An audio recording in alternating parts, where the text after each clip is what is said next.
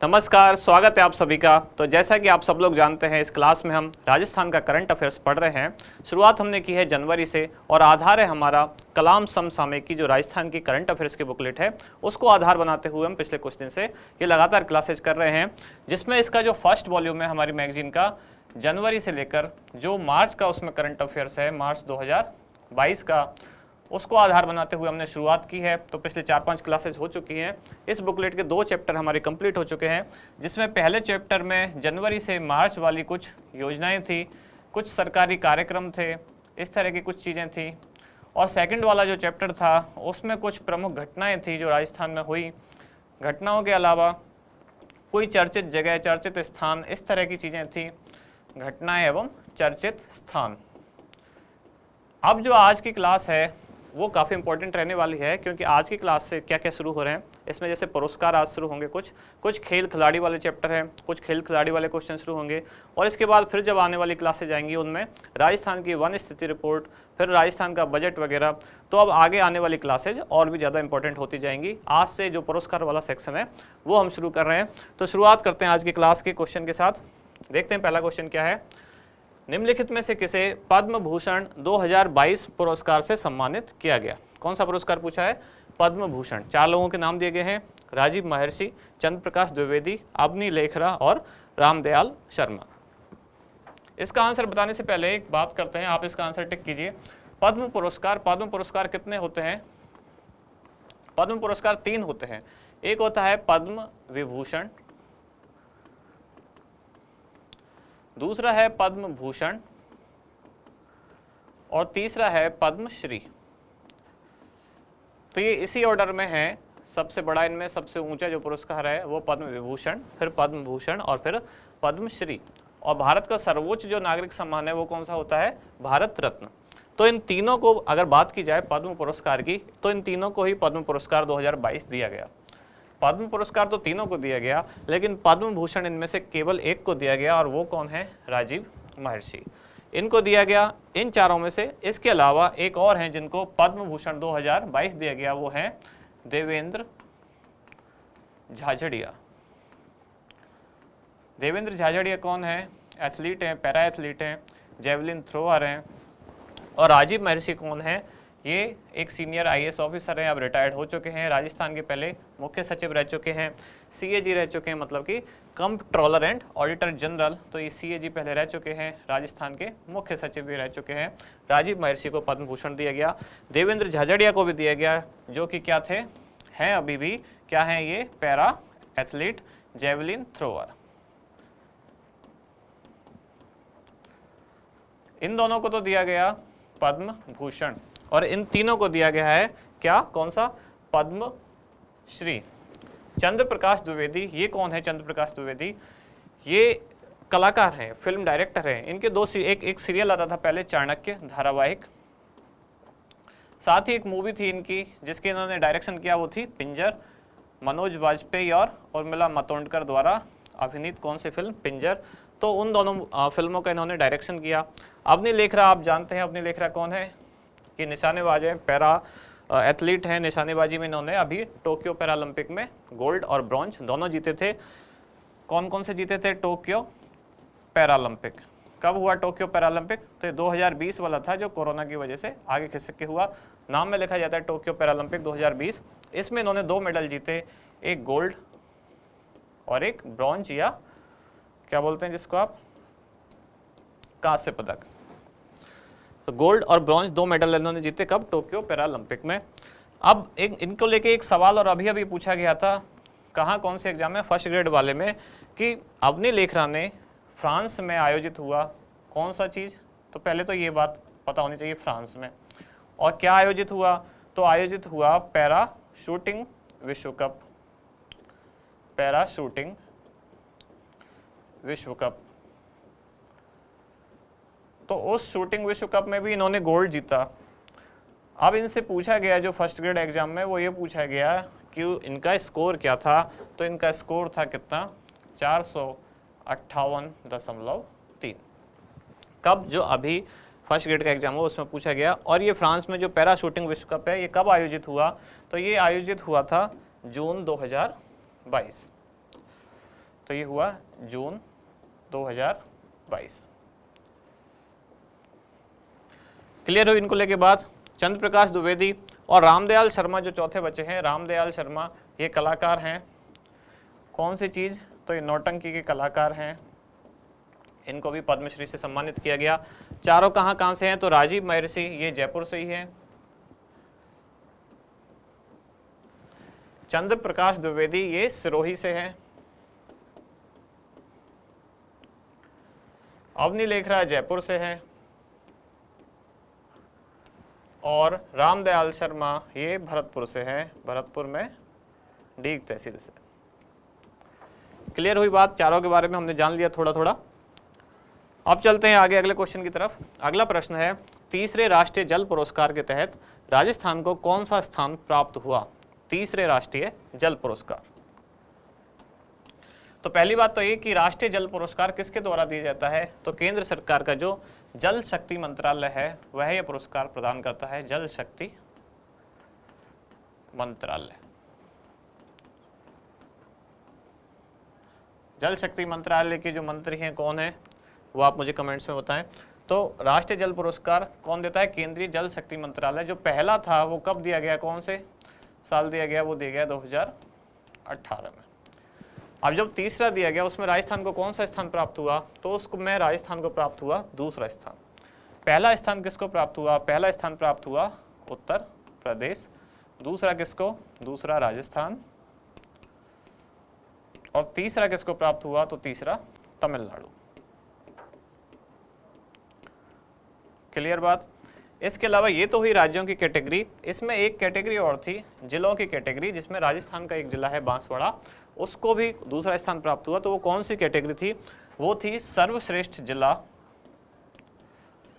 और सर्वश्रेष्ठ जिला कौन से क्षेत्र का? पश्चिमी जोन। संपूर्ण भारत को 3-4 जोन में बांटा गया।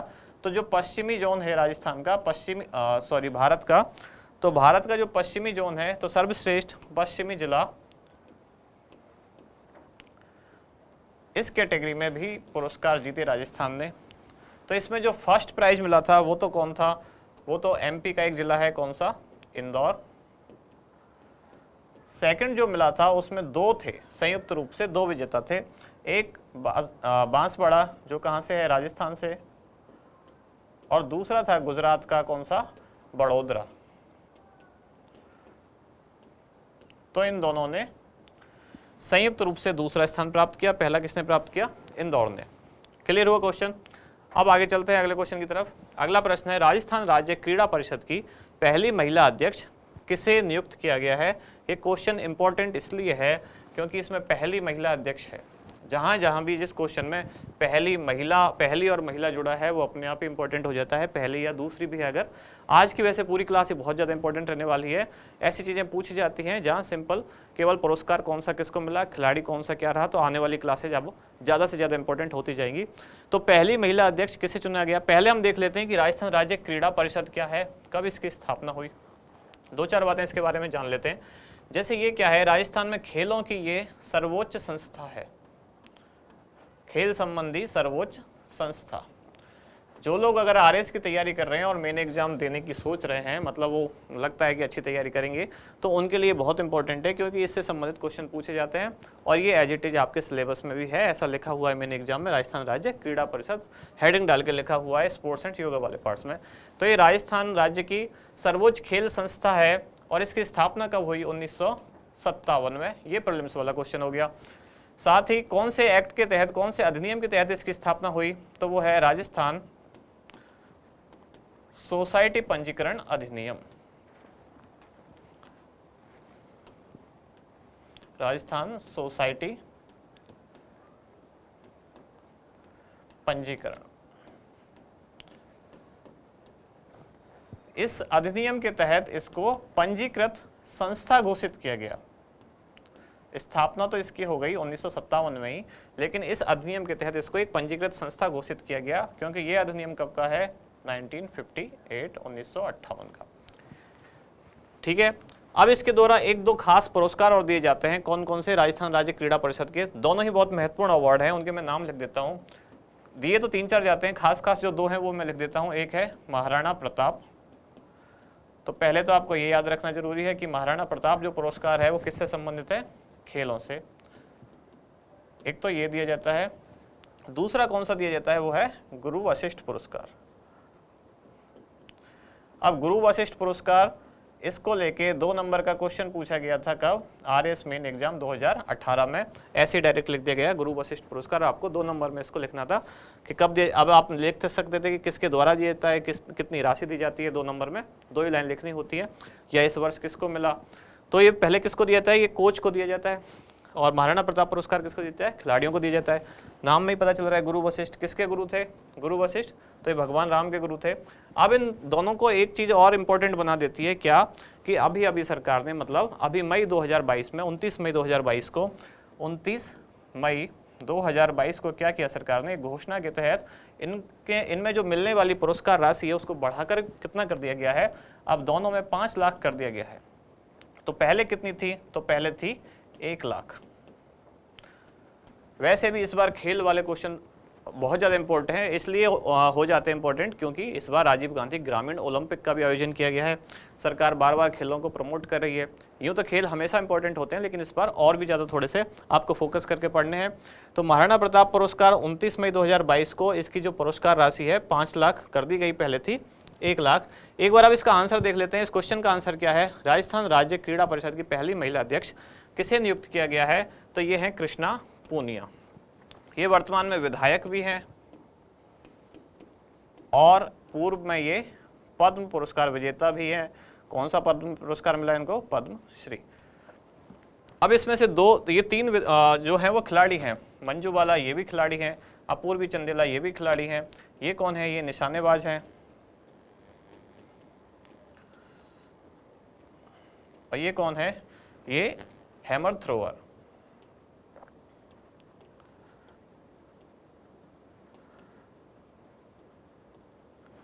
अब सब फर्स्ट ऑप्शन जो है वो क्या है, उषा शर्मा। ये नाम भी इम्पोर्टेंट है क्योंकि ये अभी कौन है, ये राजस्थान की मुख्य सचिव है, और जब भी कोई महिला किसी पद पर है तो वो क्वेश्चन पूछा जाता है, ये राजस्थान की क्या है, मुख्य सचिव। और ये कौन सी महिला है जो राजस्थान की मुख्य सचिव बनी, तो ये ऐसी दूसरी महिला है।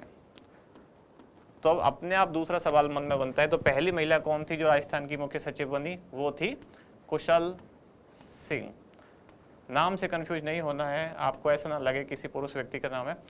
ये कुशल सिंह पहली महिला थी, और ये कब रही, तो ये फरवरी 2009 से अक्टूबर 2009 में इनका कार्यकाल रहा, कुछ महीने का ही रहा। लेकिन पहली राजस्थान की पहली महिला मुख्य सचिव कौन थी, कुशल सिंह। दूसरी कौन है, उषा शर्मा। और पहली राजस्थान राज्य क्रीड़ा परिषद की पहली महिला अध्यक्ष कौन है, कृष्णा पूनिया। राजस्थान राज्य क्रीड़ा परिषद के बारे में हमने थोड़ी सी जानकारी ली। अब चलते हैं आगे अगले क्वेश्चन की तरफ।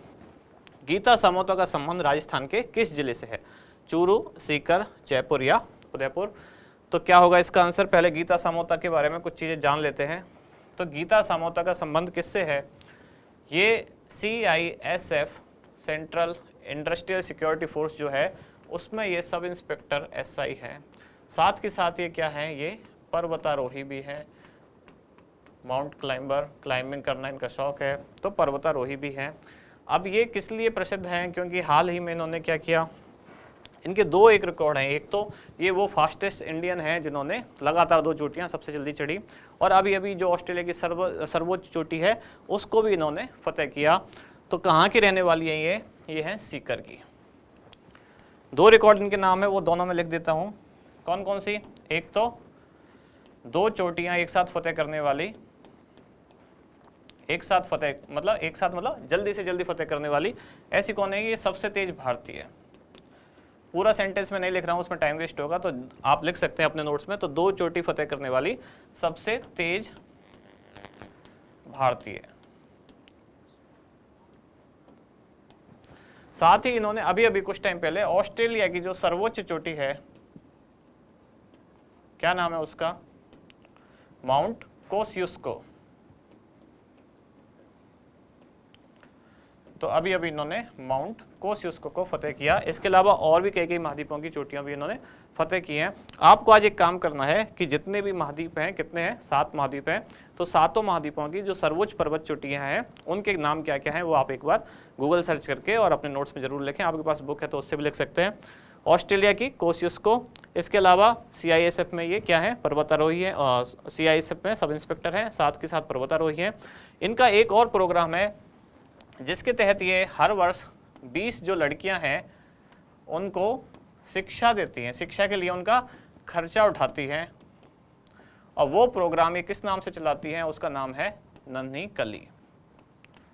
तो ये भी पूछा जा सकता है कि ये नन्ही कली प्रोग्राम किसका है या उससे कौन संबंधित है महिला, तो वो गीता सामोते से संबंधित है। 20 लड़कियों को प्रति वर्ष, 20 लड़कियां प्रति वर्ष इनको ये शिक्षा का खर्चा उठाती हैं और सीकर से ये संबंधित हैं, साथ ही क्लाइंबर हैं। तो आपको जो 7 महाद्वीपों की 7 चोटियां हैं वो बार यहाँ से जाके मतलब क्लास के बाद वो देखनी है और उनके नाम आपको याद रखने हैं।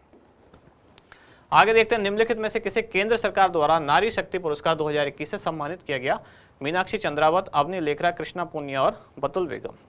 अब यहाँ ये आपको पता है कि अवनी लेखरा और कृष्णा पुनिया, तो इसका आंसर नहीं है क्योंकि अभी अभी इनके बारे में भी हमने पढ़ा। तो फिर रह जाते हैं कौन? मीनाक्षी चंद्रावत और कौन? बतुल बेगम। तो अगर इसमें हम तुक्का भी लगाएं तो सबसे ज़्यादा चांसेज आपको किसके सही होने के लग रहे हैं? वही आपका आंसर है, वो आंसर क्या है? बतुल बेगम। तो कौन है बतुल बेगम या किस क्षेत्र से संबंधित है? तो ये मांड तथा भजन गायिका है, मांड गायिका और भजन गायिका।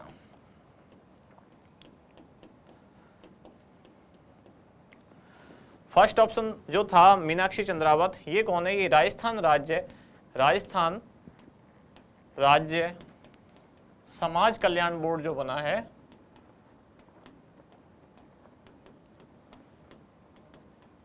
उसके उपाध्यक्ष बनाया गया इनको, मीनाक्षी चंद्रावत। आपने लेख रहा कृष्णा पुनिया के बारे में अभी हमने जान ही लिया। और मांड और भजन गायिका बतुल बेगम है। और ये पुरस्कार किसके द्वारा दिया जाता है? तो केंद्र सरकार के महिला एवं बाल विकास विभाग द्वारा इस संबंध में पुरस्कार दिया जाता है, महिला एवं बाल विकास मंत्रालय। अब चलते हैं आगे अगले क्वेश्चन की तरफ। अगला प्रश्न है, निम्नलिखित में से किसे 20 सूत्री कार्यक्रम का उपाध्यक्ष नियुक्त किया गया है? अमीनुद्दीन कागजी, चंद्रभान सिंह, संजय श्रोत्रिय या राम लोभाया। तो पहले तो 20 सूत्री कार्यक्रम क्या है इसके बारे में थोड़ी सी जानकारी ले लेते हैं। कब शुरू हुआ? जो लोग RS को लेकर तैयारी कर रहे हैं, सीरियस हैं, तो उनको आज एक काम करना चाहिए कि जो आर्थिक समीक्षा है राजस्थान की, कौन से साल वाली? तो 2021-22 वाली आर्थिक समीक्षा।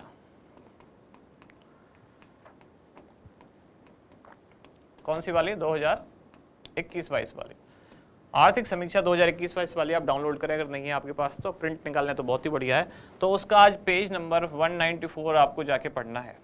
उसके पेज नंबर 194 पर 20 सूत्री कार्यक्रम की पूरी डिटेल दी हुई है। मेन एग्जाम के हिसाब से ये क्वेश्चन बहुत इंपॉर्टेंट है। तो 20 सूत्री कार्यक्रम आपको जाके वहाँ पढ़ना है। अब 20 सूत्री कार्यक्रम के बारे में सामान्य सी जो फैक्चुअल चीज़ें हैं जो प्रीलिम्स में पूछी जा सकती हैं या फिर फर्स्ट, सेकंड, थर्ड ग्रेड ऐसे एग्जाम में पूछी जाती हैं, वो मैं बता देता हूँ। ये कब शुरू हुआ? तो सबसे पहले ये शुरू हुआ 1975 में, इसके बाद वापस शुरू हुआ 1982 में, फिर शुरू हुआ 1986 में और फिर शुरू हुआ 2006 में। तो अब जो वर्तमान चल रहा है वो 2006 में शुरू हुआ, जो कब से लागू हुआ? 1 अप्रैल 2007। क्या है 20 सूत्री कार्यक्रम? तो 20 ऐसे अलग अलग क्षेत्र हैं जिनमें सरकार विकासात्मक कार्य कर रही है, जैसे गरीबी उन्मूलन, जैसे रोजगार, शिक्षा, स्वास्थ्य।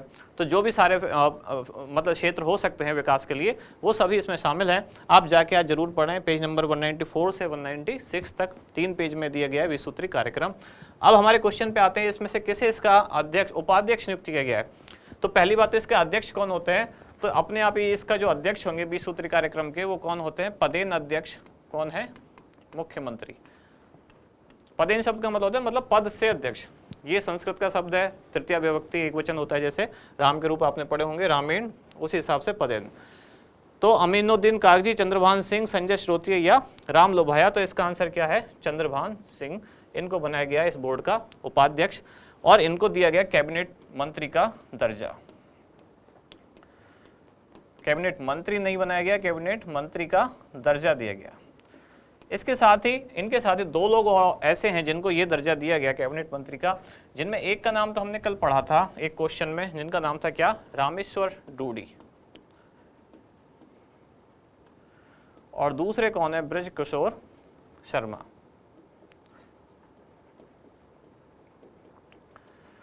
ब्रजकिशोर शर्मा और रामेश्वर डूडी। और इनको किस लिए या कौन से चीज में दिया गया? रामेश्वर डूडी को बनाया गया था क्या? राजस्थान एग्रो डेवलपमेंट बोर्ड का अध्यक्ष। तो मैं शॉर्ट में बस एग्रो डेवलपमेंट लिख देता हूँ, ये क्वेश्चन हम कल देख चुके हैं। तो इनको एग्रो डेवलपमेंट बोर्ड का अध्यक्ष बनाया गया और ब्रजकिशोर शर्मा को खादी एवं ग्रामोद्योग, खादी एवं ग्रामोद्योग बोर्ड का अध्यक्ष बनाया गया। और दोनों को, इन तीनों को कैबिनेट मंत्री का दर्जा दिया गया। इस क्वेश्चन को हम कल देख चुके हैं, ये मैंने आप बता दिया है। और वैसे भी अब अक्टूबर चल रहा है, गांधी जयंती के बाद से आपको पता ही होगा, सो जस्ट में हम डिस्कस कर रहे हैं क्या कि खादी वस्त्र जो है उन पर 50% की छूट चल रही है।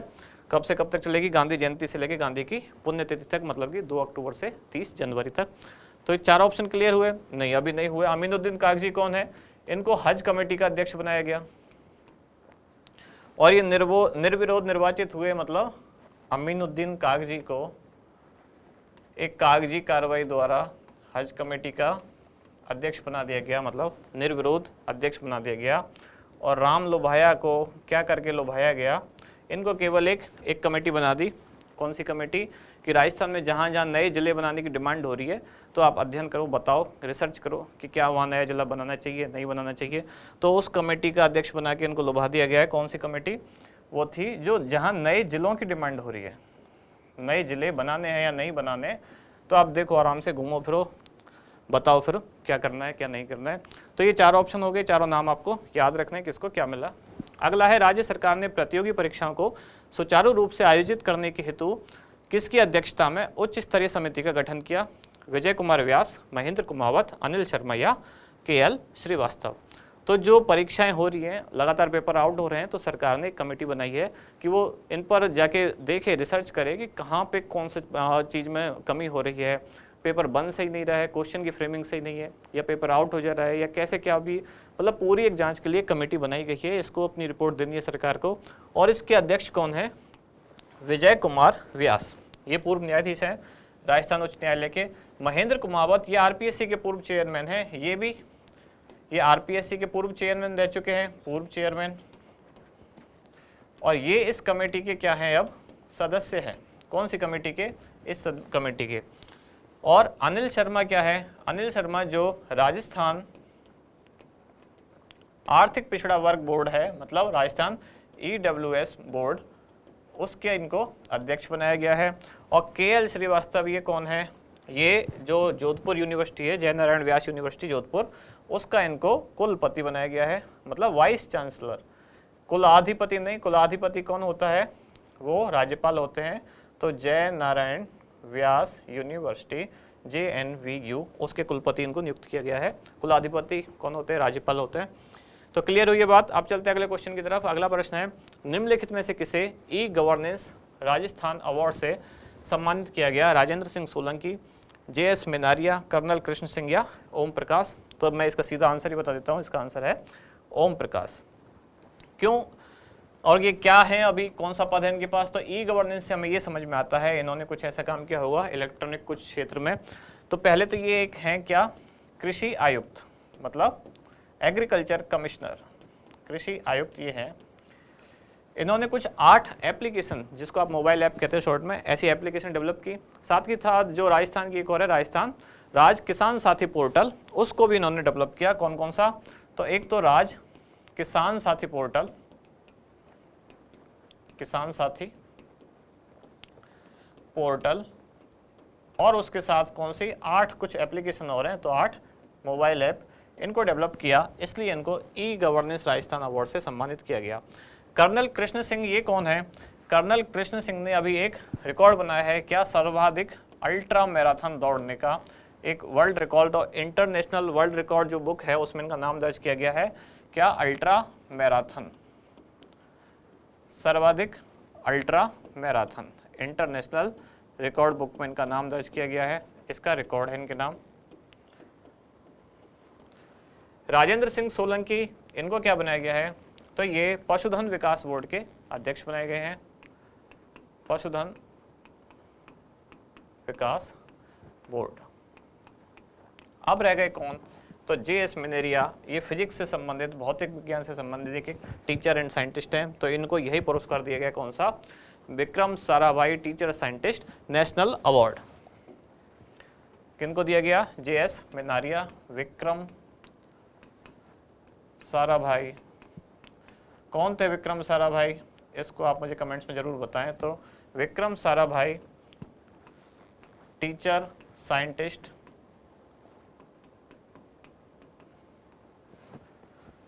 National award.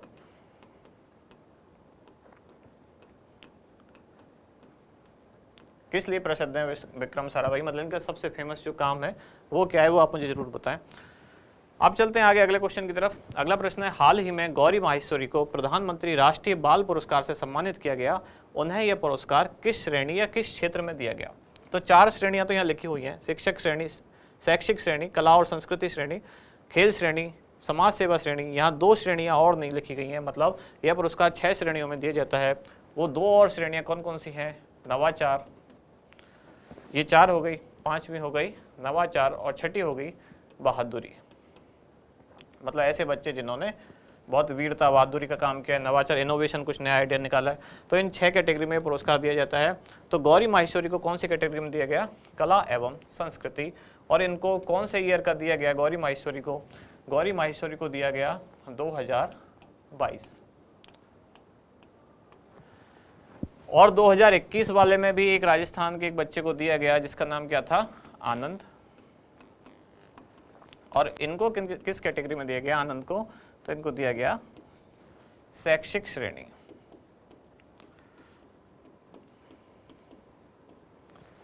कुल मिला के 2021 और 22 वाले पुरस्कार मिला के कुल 61 पुरस्कार दिए गए, जिसमें 2022 में थे 29 और 2021 में थे 32, या हो सकता है आगे पीछे ऐसे कुछ हो, 29 और 32, शायद 21 में है 32 और 2022 में है 29। कुल मिला के 61 लोगों को, 61 बच्चों को ये पुरस्कार दिए गए और इन 6 श्रेणियों में दिए जाते हैं। गौरी माहेश्वरी को 2022 वाला दिया गया और उनकी जो श्रेणी है वो क्या थी, कला और संस्कृति। और आनंद को दिया गया किस श्रेणी में, इनको दिया गया शैक्षिक श्रेणी में, और इनका जो ईयर था वो है 2021। अब चलते हैं आगे अगले क्वेश्चन की तरफ।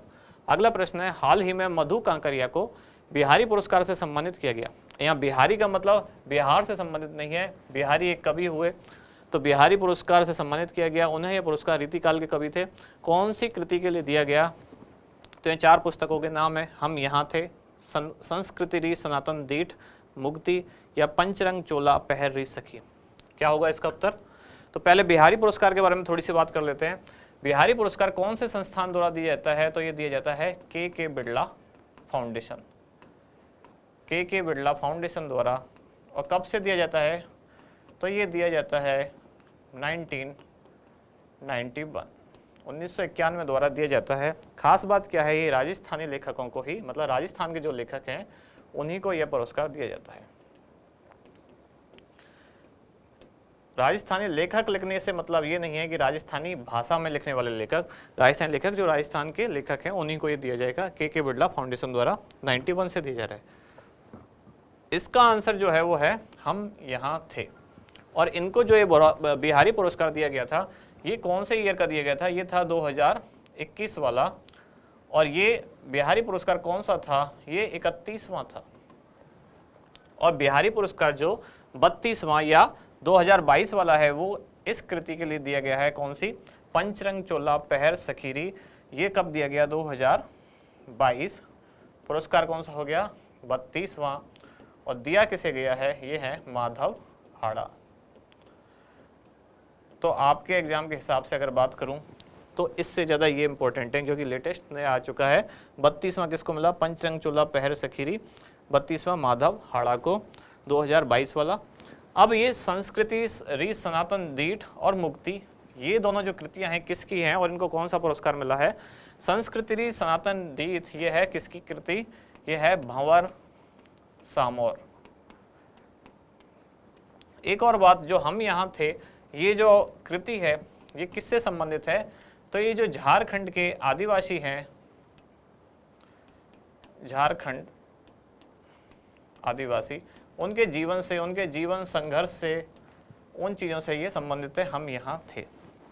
वैसे भी आप सोचें, अगर इस टाइटल में ही वो पता चल रहा है, आदिवासियों को अगर हम भारत का मूल निवासी माने, अगर ऐसा सोचें कि सबसे पहले यही लोग थे, आदि का मतलब क्या होता है, आदि मतलब प्रारंभिक, जो सबसे पहले आया वो आदिवासी, तो उस हिसाब से अगर सोचे तो ये झारखंड के आदिवासियों को समर्पित एक पुस्तक है जिसमें कहा था कि हम यहाँ थे, हमने यहाँ से शुरुआत की। दूसरा, संस्कृति सनातन डीथ, ये भंवर सामोर को मिला। और मुक्ति, ये मुक्ति जो कृति है ये किसने लिखी है, ये लिखी है मीठेश निर्मोही। ये दोनों नाम मैंने एक साथ क्यों लिखे हैं, क्योंकि इसके पीछे कारण है। ये दोनों, इन दोनों कृतियों को कौन सा पुरस्कार मिला है, तो राजस्थानी भाषा में लिखने के कारण साहित्य अकादमी पुरस्कार, इन दोनों को मिला है साहित्य अकादमी पुरस्कार राजस्थानी भाषा का। अंतर क्या है कि जो भंवर सामोर हैं इनको मिला था कब, 2020 वाला, और जो मीठेश निर्मोही हैं इनको मिला कौन सा, इनको मिला 2021 वाला। तो इस क्वेश्चन में एक तरह से देखा जाए तो 4 क्वेश्चन है, 4 छुपे हुए हैं, और भी ज़्यादा ही हैं। जैसे बिरला फाउंडेशन पे पूछ ले जाए, कब से शुरू हुआ, किसको दिया जाता है, ये हम यहाँ थे, कौन से नंबर का पुरस्कार था, इसकी थीम क्या है, किस विषय पर है, तो झारखंड के आदिवासियों को समर्पित है। संस्कृति सनातन डीठ, ये भंवर सामोर द्वारा साहित्य अकादमी पुरस्कार राजस्थानी भाषा का। मुक्ति, ये मीठेश निर्मोही की 2021 को इनको साहित्य अकादमी पुरस्कार मिला। पंचरंग चोला पहर रही सकी, ये माधव हाड़ा को 2022 वाला 32वां पुरस्कार मिला। तो ये तो हुई आज की क्लास, आज के हमारे क्वेश्चन। अब बढ़ते हैं आगे, एक हमारी है रिवीजन क्लास।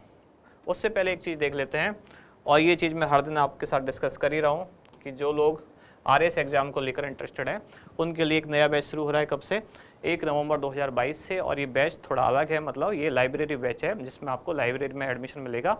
कहाँ, सीकर और जयपुर सेंटर पर 70 सीट दोनों के लिए है। और मैंने आपको बताया जैसे कि हर दिन का यहाँ डेली टास्क आपको दिया जाएगा तैयारी के साथ साथ, प्रीलिम्स एग्जाम हो या मेन एग्जाम हो। मेन एग्जाम के टाइम पे जो आपको आंसर हैं हर दिन लिखने होंगे, वो हर दिन चेक किए जाएंगे। जो पुराने सेलेक्टेड लोग हैं वो हर दिन आपसे मिलते रहेंगे, उनमें से कुछ यहाँ दिए गए हैं। इनके अलावा भी बहुत सारे जो सिलेक्टेड कैंडिडेट हैं वो टाइम टू टाइम आपसे मिलने आते रहेंगे। अब चलते हैं आगे हमारे रिविजन की तरफ। जो हमारी पुरानी क्लास थी उसको थोड़ा हम फास्ट रिवाइज कर लेते हैं। पहला क्वेश्चन क्या था कि नई दिल्ली में संपन्न हुए राजस्थान उत्सव का आयोजन निम्नलिखित में से किसके द्वारा किया गया, तो इस उत्सव का आयोजन इन चारों के द्वारा किया गया। चौथा इसमें था राजस्थान फाउंडेशन, पहला था राजस्थान पर्यटन विभाग, बीकानेर हाउस प्रबंधन समिति। आयोजन कहाँ हुआ, नई दिल्ली में। और क्यों हुआ इसका आयोजन, क्योंकि 30 मार्च को होता है राजस्थान स्थापना दिवस। और आयोजन कब से कब तक हुआ, 24 से 31 मार्च। उद्देश्य क्या है कि राजस्थान के हस्तशिल्प जो है उसको प्रमोट करना, उसके लिए मार्केट डेवलप करना। अगला क्वेश्चन क्या था, राजस्थान में पहली बार बाइक एम्बुलेंस की सुविधा कहाँ से शुरू हो रही है, तो ये सुविधा शुरू हो रही है कहाँ से, जोधपुर से, जिसमें 108 नंबर पे कॉल करके आपको डोर स्टेप एम्बुलेंस की सुविधा मिलेगी। मतलब जो व्यक्ति है वो आपके घर आएगा और आपका प्राथमिक उपचार कर सकेगा। अगला क्वेश्चन क्या है कि जैसलमेर की बबलियान वाला चौकी हाल ही में चर्चा में रही, तो किस कारण चर्चा में रही, यहाँ क्या हुआ था, यहाँ बॉर्डर रिट्रीट सेरेमनी शुरू की गई है। तो जो BSF के जवान हैं वो जब शाम को ध्वजा उतारते हैं उसके बाद एक सेरेमनी होती है, तो वो यहाँ भी शुरू की गई है। और ये इस तरह की कौन सी है, छठी सेरेमनी है। कल मैंने एक बात बताई थी, अटारी बाघा बॉर्डर पे जिस तरह की होती है, तो बाघा पाकिस्तान में है, अटारी भारत में है। इसके अलावा बीकानेर की 2 और जगह हैं जहाँ सांचू और खाजूवाला, जहाँ भी सरकार बॉर्डर टूरिज्म को डेवलप कर रही है। कॉन्स्टिट्यूशन क्लब ऑफ राजस्थान के भवन का निर्माण निम्नलिखित में से किसके द्वारा किया जा रहा है, तो ये किया जा रहा है राजस्थान आवासन मंडल द्वारा।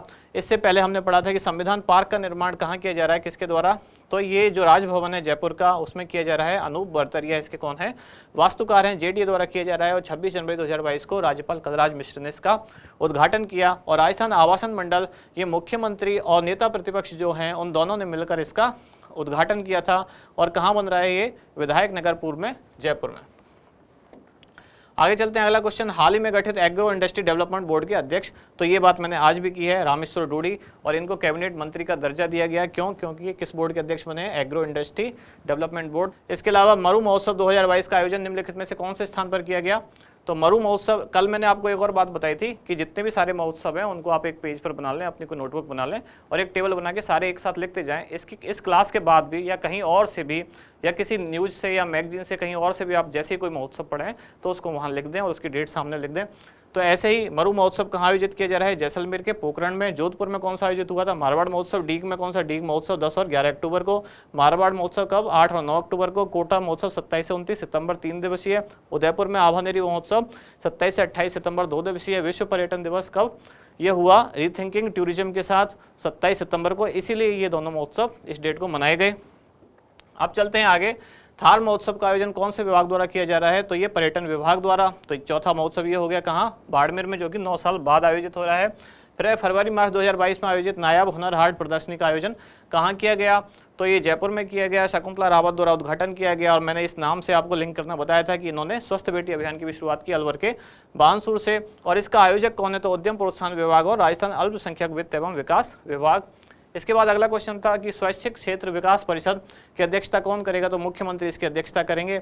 इसकी जो समिति होगी उसमें कितने सदस्य होंगे, तो 16 सदस्य होंगे, जिनमें से 9 मंत्री हैं, 2 एनजीओ क्षेत्र से कुछ लिए जाएंगे, मुख्य सचिव भी इसके सदस्य होंगे, और मुख्यमंत्री की जो आर्थिक सलाहकार परिषद है उसके उपाध्यक्ष भी इसके सदस्य होंगे। लास्ट क्वेश्चन क्या था, national common mobility card NCMC की शुरुआत राजस्थान में कहाँ से की जा रही है, तो जयपुर से शुरुआत की जा रही है, जिसमें केंद्र सरकार का एक प्रोग्राम है, जिसमें वन नेशन वन कार्ड योजना के तहत उन्होंने बजट 2022 में इसकी घोषणा की गई थी। और इस कार्ड के तहत आप मेट्रो में यात्रा भी कर सकते हैं और शॉपिंग भी कर सकते हैं। तो इसके साथ समाप्त हुई ये दोनों दिन की क्लास। पहली में हमने आज की नई चीज़ें पढ़ी और दूसरे में की रिवीजन। अब जो आगे आने वाली क्लासेज हैं उसमें कुछ पार्ट्स बचे हैं पुरस्कार के, वो हम डिस्कस करेंगे। फिर उसके बाद खेल और खिलाड़ी हैं उनको पढ़ेंगे। तो इन दोनों में आप जरूर प्रेजेंट रहें और दोनों को अच्छे से पढ़ें, और बाकी जो पुराना है उसको लगातार रिवाइज करते रहें। तो अब मिलते हैं कल नेक्स्ट वीडियो में नेक्स्ट क्लास के साथ। धन्यवाद।